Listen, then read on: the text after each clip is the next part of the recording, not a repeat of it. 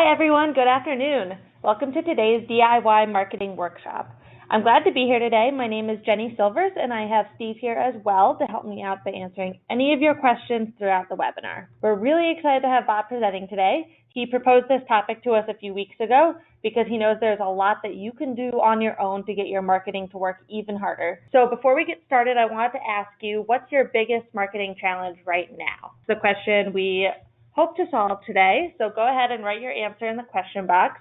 If you're looking for it, it's located in the webinar control panel, which is going to be on the right-hand side of your screen. While you're doing that, if you take a look at the screen, and if you can switch over to the next slide, Bob, I have our agenda for today up. After Bob's done with his presentation, we'll move into a Q&A session, and then we'll be awarding a Google Home Mini to one lucky attendee. So make sure you pay attention till the end. With that said, you can go ahead and take it away, Bob. Okay, good afternoon, everybody, and thank you for coming to the webinar today. I appreciate everybody's time. And today the idea is to talk about things that you can do yourself and things that really will help you move things forward. So those of you who have seen webinars that we've done before have definitely seen this slide about how the customer journey online has changed.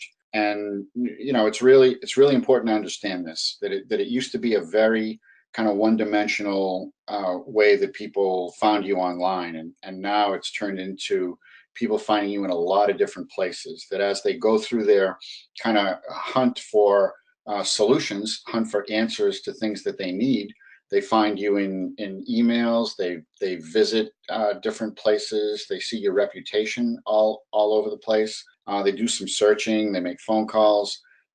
There's lots of advertising opportunities that can be used. And what this adds up to is that on average, Google will tell you that the average customer sees you 12 or 13 times before they ever actually try to engage with you.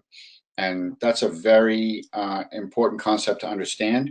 And it's very different from the way things used to be. So this is what it used to be, right? You had a website, and people went on Google, they found your website, and they engaged with you, and happily ever after, right?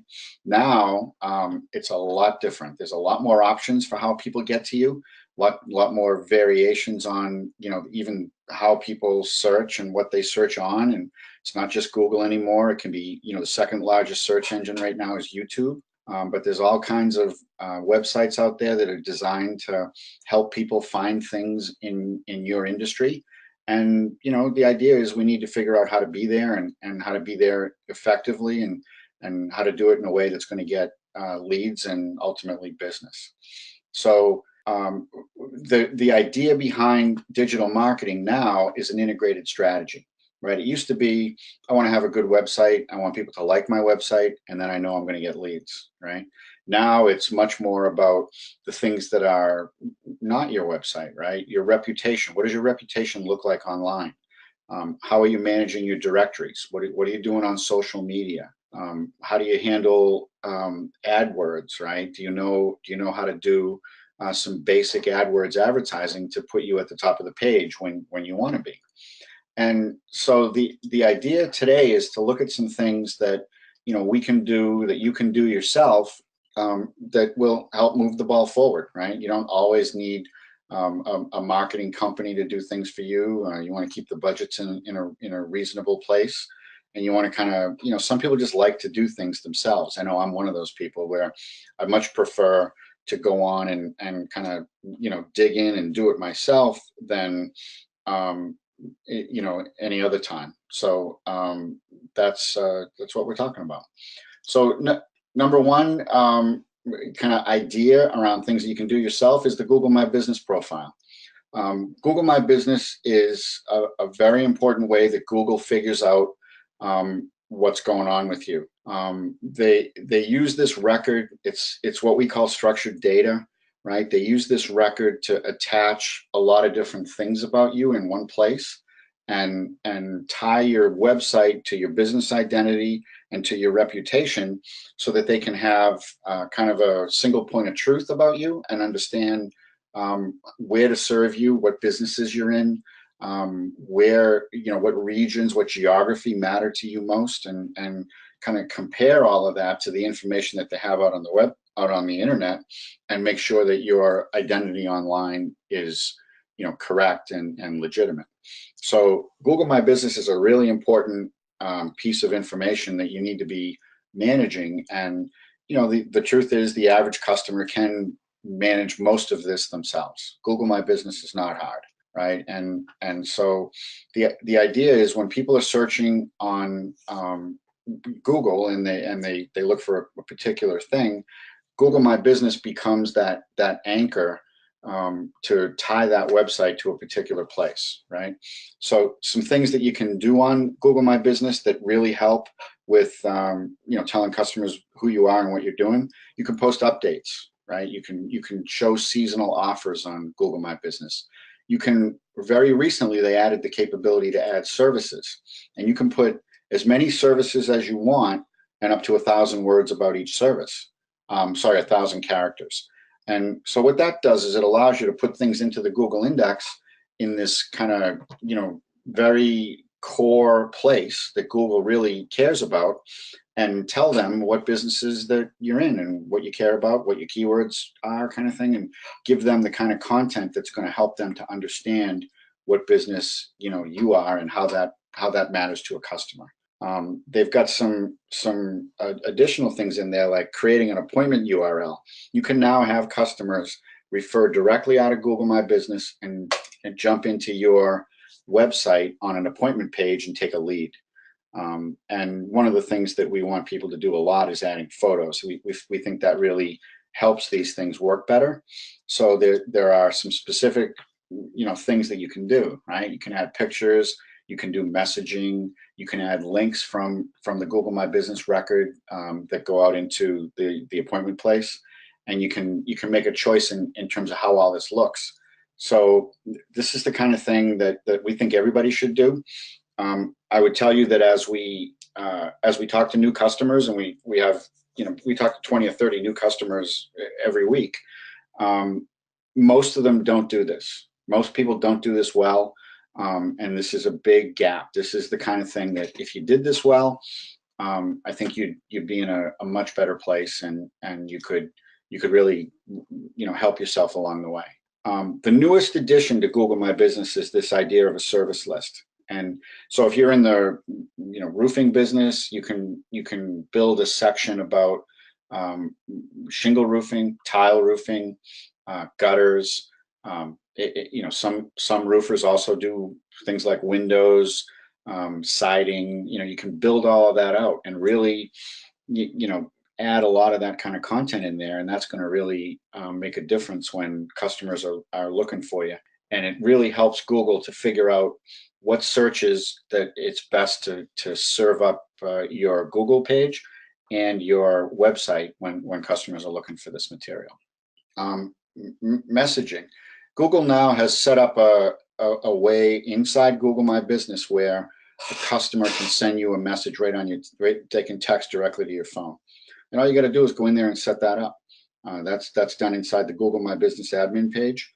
And you can go in there, set that up, and get customers to come directly to you from that knowledge panel that rides on the right-hand side of the search.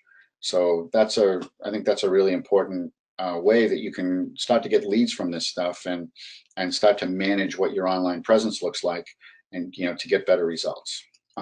As I said earlier, there's an appointment link here, and you're allowed to put in a link that goes directly either to your homepage or to an internal page that would then have a contact form on it and take a lead right there. So that's the kind of thing that I think is really, really important for any business owner to do, and can definitely be done themselves. Same thing with photos. The quality of your photos matters, right? People are looking at your content and they're trying to decide whether they want to have you come do work for them. So taking some great photos with, you can see on the screen here, with people in them really helps, and photos about good work that you do, right? And use that as a showcase for the best kind of stuff that's going on with you. And when customers see that, they go, okay, I'd like my house to look like that, or I'd like that kind of person working on my project. And people do look at these photos. We have, I I personally I'm a what's called a Google local guide, where I upload pictures of things that I do onto Google, and some of my pictures have gotten 10,000 views. These pictures inside the GMB files here end up getting served in a lot of different places, and when those photos get engagement, Google serves them more. Google really wants pictures on these panels. So this is a really good way to kind of help yourself. Idea number two for what you can do yourself is to get reviews.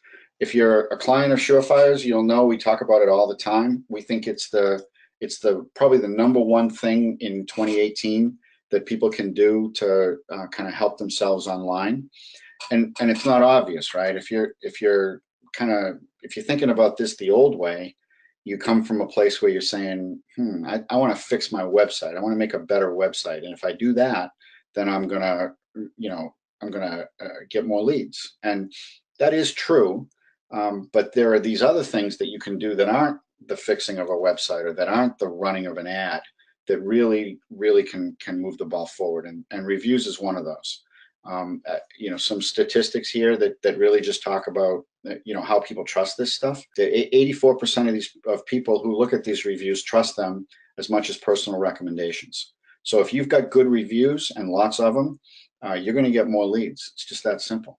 And when you have bad reviews, especially bad reviews that you don't respond to and you don't explain, that can really hurt you. So we encourage everybody to have a piece of their workflow, right? A piece of the interaction that they have with customers to really be around setting up the expectation that at the end of the job, you'll be asking for a review. And then when that actually happens and you have that customer who's happy, that you do ask them for a review and give them an opportunity to do that, on Google or on Facebook or on, any of a number of online places, really on your website too. And that will help.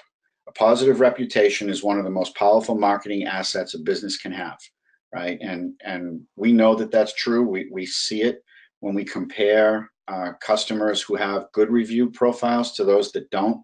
We know they get more leads. And because they get more leads and because they get more interaction on their website, those websites actually do better in search. They rank higher. They get more traffic. So reviews is a really key way that somebody can take control of their own digital destiny and do some good things for themselves. And I'm not going to read through all of the statistics here, but there's one in particular that I think matters, and that's number one. For every star a business gets, there's a 5 to 9% increase in business revenue. That if you're a 5-star as opposed to a 3-star average rating on your Google reviews or on your all of your reviews, that really adds up to money because of the way that people believe them and because of the way that people interact with them. It really matters. So getting reviews is a very big deal, and we know one of the paybacks for getting reviews is being high on the maps. As you can see, when you look at a map page and you look at the kind of the first page of maps for any source that you want to do, you'll notice that the people at the top generally have lots of good reviews. Reviews is a key way that Google places people on maps, and we know that when their stars are there and that people are high on the maps, that they get a lot of engagement from customers. So very important thing to do is to get reviews. So here's a little kind of step-by-step process or step-by-step understanding of what's important about this, right? We think it's important to have a strategy, right? It's not just enough to, when you're thinking about it, I just want to, maybe I'll ask this customer if they want to give me a review. You got to work out a strategy, figure out what words are you going to use? What are you going to tell them to do, right? Set responsibility. We find that those businesses out there who make their certain, salespeople or project managers or the people that talk to customers, make them responsible for getting reviews. And, when you do that, you obviously get more. Educate and train is probably the biggest, right? You gotta sit down with people and make them understand not only what you want them to do, but give them an actual way to do it. Make them understand how they're supposed to go at this. Sending requests to customers is obviously really important. You need a way to do that. Either it's a simple text or an email, or we have a thing in our cloud that allows you to kind of on an automated basis send requests to lots of customers. Engage and follow up. We want to make sure that we're making sure that people know we sent them the request, right? And some people forget about that and don't do it right away. So if you follow up, you're going to get more. Set up alerts for new reviews. We have a thing in our cloud again on reviews that will show you the new ones as they come in, so you can see not only the good ones, the bad ones, and you can keep an eye out for things that you want to respond to and make sure that you understand what's going on with your reputation. And then the obvious next step, and the things that we try to do with everything online, is this idea of sharing all of this material on the website, on social media. Make sure the world knows that you have a very good review profile. People like doing business with you, and that's going to help you get more. Number 3, create and share content. This is the kind of thing that we run into. Probably, I would say 20% of the customers that we talk about who are looking for services from companies like us are already thinking about this, right? The idea of blogging or creating local content and sending that around to other places on the internet. And the idea is that creating all of this content and making sure that it links back to your website can help you to rise in the rankings. So there's the idea of service and product specific pages on the website.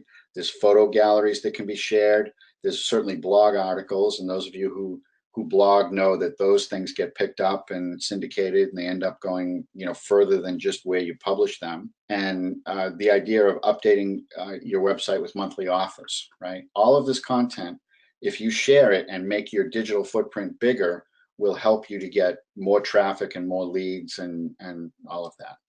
So galleries, right? We want to try to share these photos. We want to try to take these photos from, say, the website and build photo galleries on Instagram or on Facebook or Houzz. Houzz is a great way to share this kind of content. Those of you who are in the home services business know how important Houzz is and how much people are currently looking at Houzz and using it to get ideas about what kind of projects to do. So we want to make sure that we're sharing as much as possible there. Photo galleries on websites, right? Showcasing expertise. We have a lot of customers that we write blogs for. We write about 1,400 blogs a month, and those blogs get written, they get posted to websites, and then they get shared around and distributed across a lot of social media, and really help to make those the authors of those blogs and the companies about those blogs to make them bigger online. And that would be that's definitely something that individual business owners can do. Many of the people that we work with assign somebody inside the company to do this, and it's the kind of thing that can really help you. Places to share content, right? We already talked about Twitter and Facebook and Instagram. Google My Business, Google Plus is a good place to share content. We think it just should be a kind of a practice, a business practice of everybody. Have somebody in your company that's thinking about what's going on and finding ways throughout this network of websites here to be able to tell the rest of the world what's going on there. And that will help your website work better and will help customers come to you better. Earning local links. This is not something I think that most people are sitting around thinking about these days, and certainly not something that comes top of mind. But if you can get it to be done, it is a DIY thing. It's a local thing that you do that can definitely help your website work better. So I know I used to be in the business. I worked at a window company for a long time, and I've worked for many window companies, and I've worked for many home improvement companies in my background. And we were always doing these things, right? We always had lots of shows and fairs going on, lots of kind of face-to-face marketing. You have a booth or a table at the home show, and you're out there, right, talking to people. And what happens is those places have websites, right? And you can get yourself posted on those websites with links that come back to your website.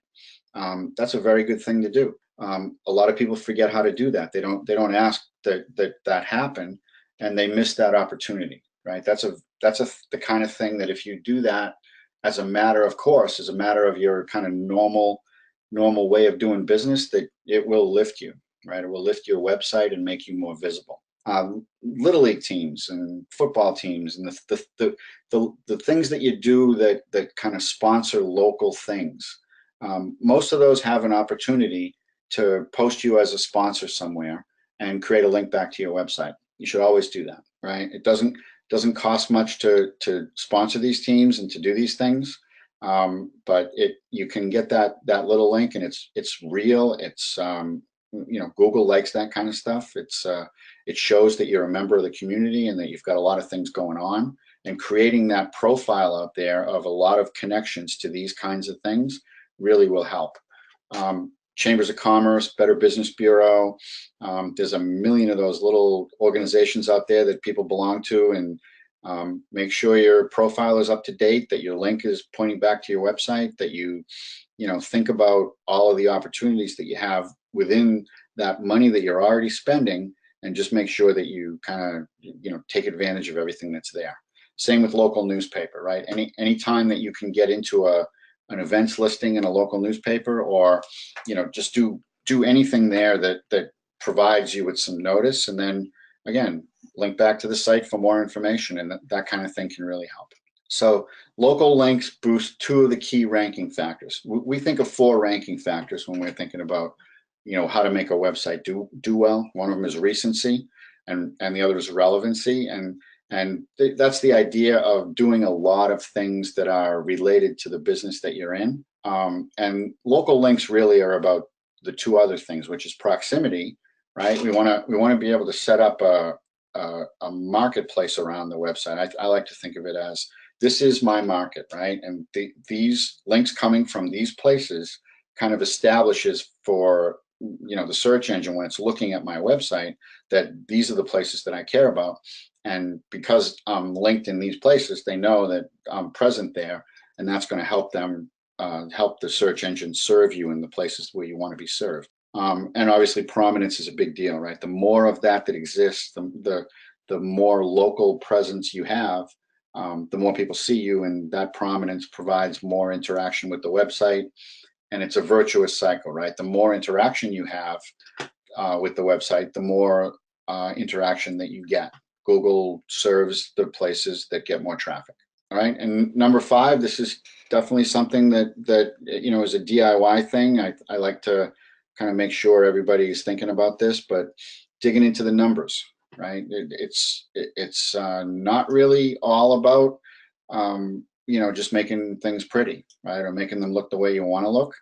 It's about looking at, in the back end, either Google Search Console or Google Analytics, and making sure that the things that you're doing are actually helping. And if they're not helping, do different things, right? But this is how we figure it out. And after a while, you don't have to go to school to learn how to do this. There are some online courses that'll teach you some things here, but there's some very basic things inside Analytics and Search Console that are going to help you figure out whether your website is working properly and whether you're doing the right things. When you look at keyword list, this comes out of Webmaster Tools or Google Search Console. It'll show you where the traffic is coming from, and you'll have a very good idea when you see where this traffic is coming from, whether you're writing the right kind of content on your site, right? And you can use that to look for opportunities. If I have lots of content coming from one section of my business, or lots of traffic, and then I have very little traffic coming from other sections of my business, I know that in all of these other things that I'm doing, the distributing of content, the writing of blogs, the local links that I'm doing, I want to try to build around the places where I'm not as successful. And over time, you will see those things lift. And the idea would be to be in the numbers and understand what's happening so that you can make adjustments as you go forward. Same thing here with Google Analytics, trying to understand, what kind of traffic am I getting? Is it better than it used to be, right? Are the efforts that I'm making paying off? And the only way you can really know that is to, get inside Google Analytics and, look at the numbers and try to figure it out.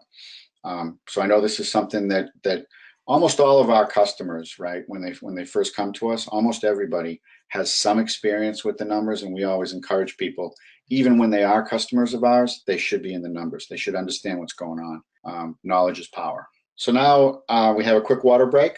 Okay, so before Bob goes into the rest of his presentation, I want to jump in here and ask you all what you've learned so far, and if you have any questions for Bob. Go ahead and put them in the question box if you do.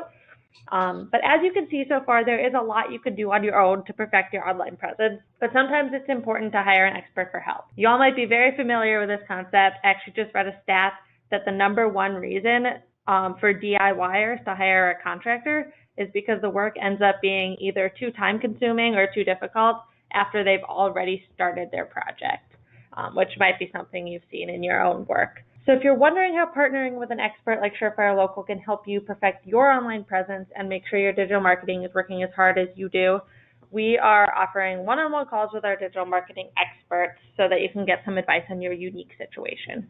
Poll's now open, so please pick a time. We're scheduling these calls for next week on Tuesday and Thursday. Neither of those days work for you, select the last option for us to email you, and we will help pick out a time that works the best for you. So while you answer the poll, Bob, we have a question. Sue asks, where is it that I can find the webmaster keywords?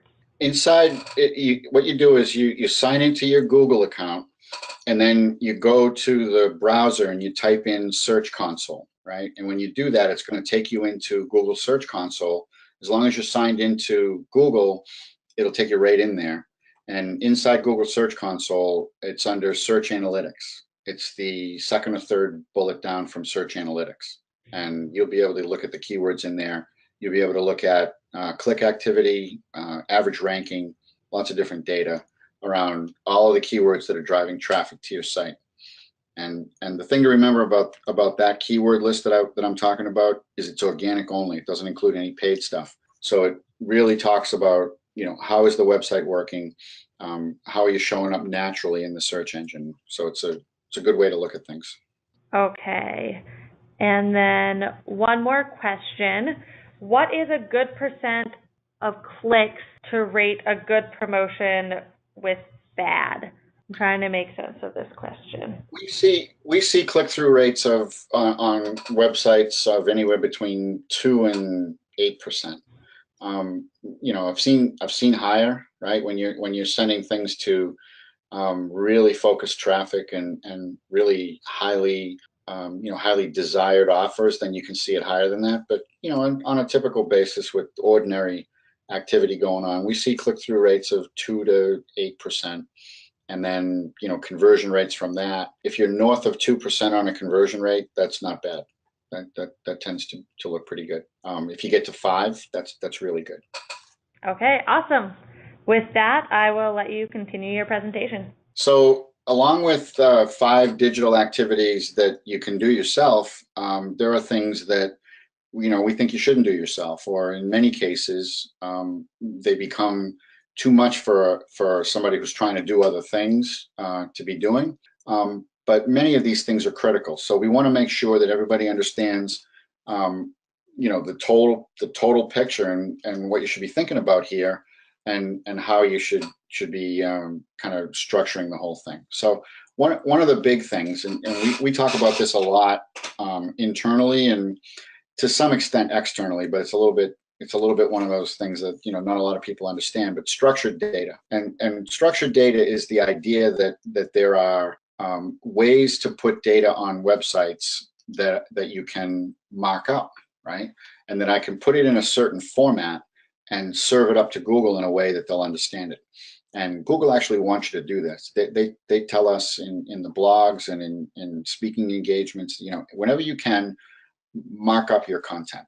And you've seen an example of marking up content here where, this is a customer's address, right? And so you can put the address on the website in the footer and not do any of this markup. And Google's going to kind of, they'll see it and it'll kind of register. But it's not the same as if you mark it up with this thing called schema and really tell the search engine, hey, this is where I am. This is where this website wants to be noticed, and and it's a real address that can be verified and all of that. So we spend a lot of time and effort taking what looks like this, right? This just address here, and making it look like that to the machine. And when we do that, we find that we get better results. There's location signals inside here. This is also structured data, where we do things like, for those of you who are customers, you may have heard about GeoJuice. GeoJuice is an app where you take a photo and you mark it up with location signals, and then that gets posted to the website. And when it does, Google notices it, and they provide this thing inside Search Console where you can see the actual confirmation of that location signal getting taken up into the site. So it ends up being this kind of, what kind of structured data do you have on your site? We manage this stuff pretty aggressively. We want it to be right. You want it to kind of say the right things and to be built properly so that the search engine understands it and can work with it. And we find that when we do that, we get the right things being served into the right areas, and we get better results. Another form of this is this idea of secure sites, right? Sites are not secure by default. You have to put an SSL certificate on them. And it used to be that if you had e-commerce, you would want to do that, but other than that, you really didn't think too much about it. That's changed. The search engine now wants all sites to be SSL certificate, and that's something that your average business person can't really do themselves. That's the kind of thing that you want to have a professional do and make that right.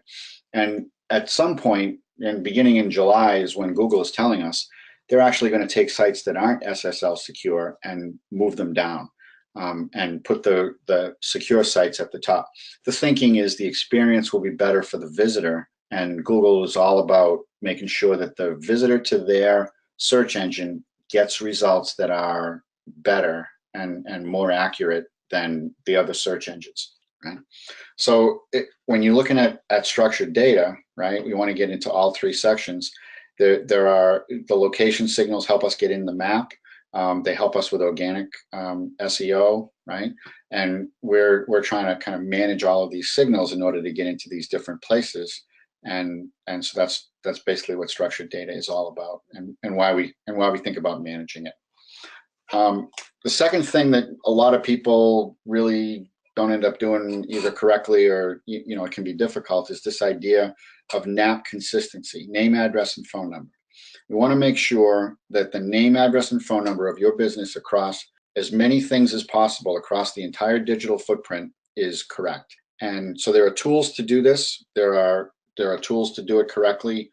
We use Yext as a distributor of location data and a manager of that. We manage it centrally within the cloud so that it's a very manageable thing to do. It's something that you can put one record in and have that syndicate across a lot of different places. To try to do that yourself without the tools that we have would be very difficult. You'd be playing whack-a-mole. You'd be out there signing into hundreds of sites trying to change your name in there.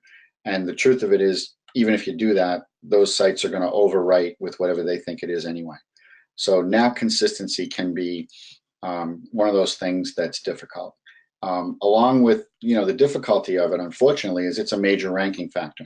So not having a correct NAP or not having a consistent NAP across the internet will confuse the search engine, lower your rank. So we pay a lot of attention to it. We try to make sure it's correct. The general idea behind this is that make sure you look online the same way you look offline. So we've run into a lot of different ways to think about this, and a lot of them, not great. And so what we try to do is to straighten this out, to make it so that the way that we present the business online is actually the way it looks in the physical world. There's only one Google My Business record. It's the correct address. It's the correct category. We're not trying to put Google pages in business in areas where we don't actually have a physical location. That's something that can be bad. And we try to make sure that it's exactly the same across everything that we do. You can see it in website footers. You can see it on directory listings. You can see it in the GMB listing. But to try to make sure all of that is correct is something that we have a very large organization within our company that's focused on just that, just making sure that's correct for 500 customers. So this idea of location pages and managing that correctly around location and NAP and not trying to look differently in the online world than you do in the physical world is really important. And we try to make sure that we keep that thing in the right place. The third item that we find a lot of people really probably shouldn't do or don't do very effectively is this idea of organizing website content. And the way I explain it is it's a hierarchy, right?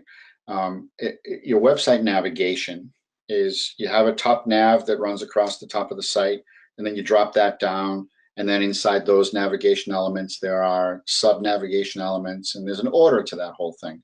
And the good content, the most important and most helpful content at the top, and then at the next level down is the next most important content, and the next level down.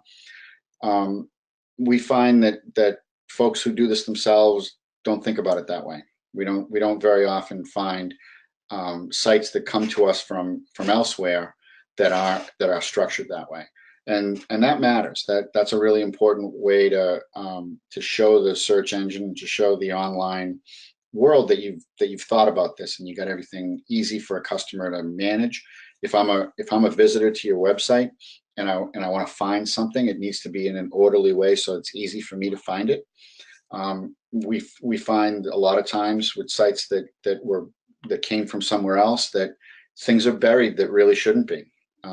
Something that's 3 levels deep is going to be treated as something that's 3 levels deep in the search engine, and it has different levels of importance than if it's something that's right up on your main nav in a prominent place, and it will get more click activity that way. So it's important that you think about that whole idea of the hierarchy of the content, how you organize it, how you present it to the customer, and so it's something to think about. And this is something that we really put a lot of effort into, in this idea of maintaining a fast and optimized website. Site speed is a major factor now. Google has what they call a mobile first index, and they're measuring the time that somebody decides to visit your website, how long it takes to put that on a mobile phone, and how quickly somebody might leave that, right? And all those times, those engagement times really matter. And if the site is not fast, we find that people abandon those websites very, very quickly. Now that it's mobile, that's even more important. So when browsing the web, the most important thing that people think about is waiting for slow pages to load. They will leave a website quickly if it's slow to load. And that's just not something that your average business owner can do. And the truth of it is, we put a lot of effort and time into it, and it's still a struggle for us. So longer than 3 seconds, visitors are not hanging around. They're going somewhere else. So if you look at your site and you go on a mobile phone and you try to load it down, count to 3, and if it's not down yet, that's a problem. And it's definitely something we want to think about. Google gives us these tools to understand whether a site is mobile friendly, whether it's laid out properly, if it's got the right kind of engagement mechanisms on the page that shows up for the customer. That all matters, and it's generally something that most people can't do. On a desktop, I've seen many people that have the skills to be able to make a desktop version of a website look good. Taking that next level and getting that to look right on a mobile phone is a whole other level of skills, and we usually don't see a lot of people doing that themselves. There's a thing called accelerated mobile pages that's really coming along now and becoming much more important. And basically what that is to improve the mobile experience and to make sure that sites that are being downloaded on a mobile phone are that much quicker. And if you look at the site on the right, this is the desktop version of this website. I'm sorry, on the left. And then on the right is I got this got away from me. On the left is the desktop version of this website, and on the right is the mobile version. You can see how much simpler and how much more texty that is, rather less design, less header. All of that is designed around getting that site to download quicker. And we know that when sites download quicker on mobile phones, they get more engagement, and that ultimately ends up in better rankings. So AMP pages is a really important kind of a new thing that we're working with, that is designed around getting the average download speed of a site to be quicker, and therefore the engagement levels up, and ultimately better rankings. And I talked about this in the first part as part of a do it yourself piece, right? Where you can go in, look at analytics and webmaster tools, and a lot of people do that. We encourage that. We want them to do that. On this end of it, right, on the things that you're probably not doing, is this whole idea of putting it all in one place, right, and being able to look at all of your data across a single date range, and really making comparisons between efforts that might happen in one place and how you can draw conclusions that will help you to adjust something else. So we have what we call the Surefire Local Marketing Cloud that brings all of this data in. We have 38 different data sources that come into it, and we bring those in and put them all in one place, and people can really understand what's going on. So when's it time to seek help, right? If you go through the things that I just talked about, and you look at your website and your internet presence and all of that, and if you find that you're doing all those things correctly, and you feel like you got all that covered, you may not need any, right? But if you're not, then certainly something you want to take a look at. The other thing that we find, there's a pretty significant portion of our customers that know enough about this stuff to be able to help themselves, right? They probably can't do everything perfectly, but they can certainly help themselves. The situation is they'd rather not, right? They want to go work on their businesses and make more money.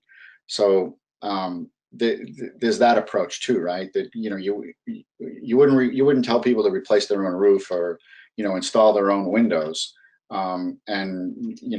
We tend to think about digital marketing the same way, where the best use of your time is to do your business, and then we deal with all the other stuff. Like, we handle the training and the execution and making sure that everything is right, and making sure that the whole thing comes in at the right kind of cost, so that it makes sense for everybody.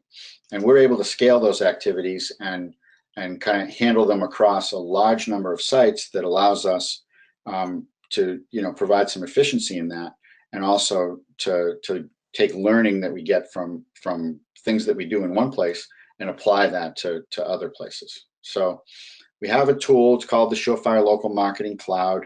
That's what Jenny was talking about earlier, about in a consultation we would show you how that allows you to kind of leverage all of these things, like website traffic and local search rankings and AdWords and social, and kind of puts it all in one place so you can understand what's going on.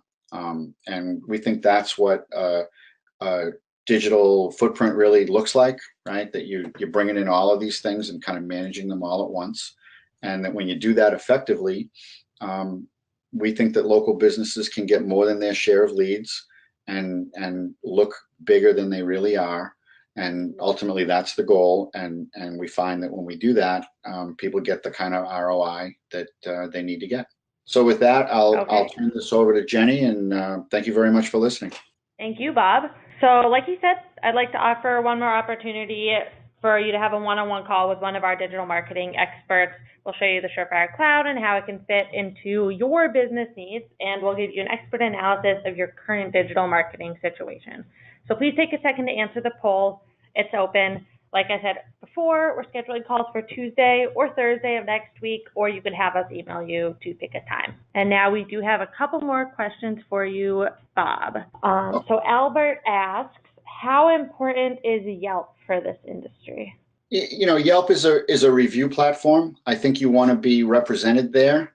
I think it's important to be good there. Like, if you, the big thing I think about is how do you get the most positive reviews no matter where it is. We don't, we're agnostic. Like if it works and somebody's spending money on a platform like that and it's working and getting you leads, then fine. But I don't think it's any more or less important than many of the other things that are out there. I think what's important from a business owner standpoint is to make sure that across the broad look of all of that, that your customers like you and are willing to say that to other people, and that you're responding to those reviews in a positive way and kind of maintaining that conversation the right way. Okay, good answer. We're going to get the poll all closed up so we can move on to our Google Home Mini winner. And our winner today is Peter Sullivan. Congratulations, Peter. Please email marketing@surefirelocal.com with your full mailing address, and we will ship that right out to you. So I want to give a huge thanks to Bob and all of you for taking the time out of your day to join us. Hope you learned something new, and I look forward to seeing you online at our upcoming webinars. Speaking of those upcoming webinars, if you want to switch to the next slide, Bob. Okay. And the next one. There we go. Next week, the one right before that. Sorry, guys. There we go. I'm not as coordinated as I should be. Next week, we have Kelsey Coleman from the Better Business Bureau joining us for a discussion specifically on managing your online reputation and reviews. So you can sign up by going to our website, or you can let us know on here, and we'll get you registered. If you would all please take a minute to fill out the survey at the end and let us know how we did today and what topics you'd like to hear about in the future. That would be awesome. We really like looking at that when we schedule our upcoming webinars. So thank you all again, and have a great day. Thank you.